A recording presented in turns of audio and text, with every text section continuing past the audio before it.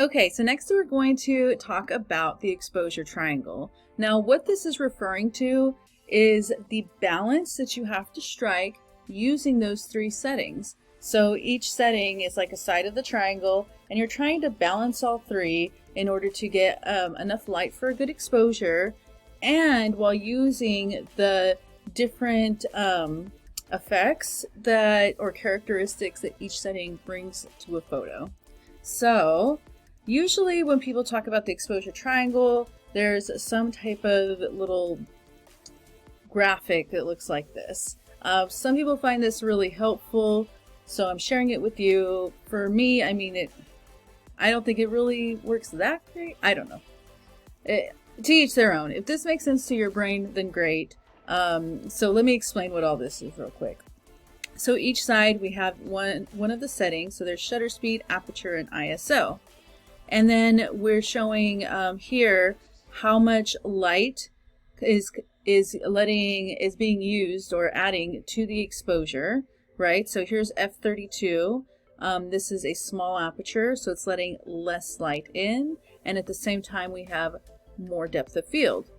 On this side we have a large aperture of f1.4 that's letting more light in, and we have less depth of field. You can see the little person has a blurry background. On this side we have ISO, so a high ISO is more sensitive to light and has more grain, while a low ISO, like ISO 100, is less sensitive to light and has less grain. Then down here we have shutter speed, so here we have a slower shutter speed, so we have more light, there's a quarter of a second, and you're showing more motion blur. Then on this side, at a fast shutter speed at 1/8,000th of a second, you have less light coming in and you have your motion frozen, okay? So if this makes sense to you, great. Download it to your phone. You can also Google and look for one that you like better. There's tons of these out there. All right, so like I said, the exposure triangle refers to the fact that all three of these settings have to be balanced to create a good exposure. So what is a good exposure? Well, having detail in both your highlights and your shadows was considered a good exposure. So you don't want the darkest areas of your image to be completely black. You don't want the lightest parts of your image to be completely white. So if they are completely white, we usually refer to this as being overexposed or blown out. Especially with digital, this is important because if an area is completely blown out and overexposed so that the lightest areas are completely white, there's actually no data that's in those areas anymore. So we do have sliders in Lightroom to help us bring back some of the details from the highlight areas.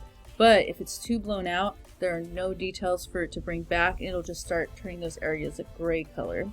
This is also really important for printing because if there's no data there, then the printer is not going to put down ink, and you'll see that there's this weird halo area from where the ink, where there is ink, and then where there's no more ink anymore.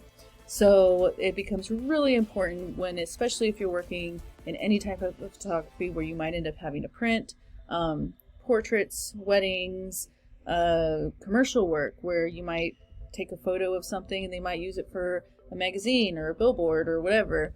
So it's really a good practice to try not to overexpose your images.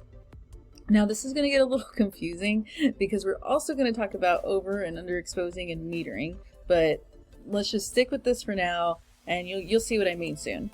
Alright, so if an image is underexposed, it means that there is not enough light and the black areas of your image have gone completely black. The dark areas, I should say, have gone completely black. Now, sometimes this adds like a nice mood, and so if you're just posting online, it's not that big of a deal. Excuse me. But if you're printing, those areas will just be just black ink. And when it comes to prints, that's not very pretty looking. They're not very good looking.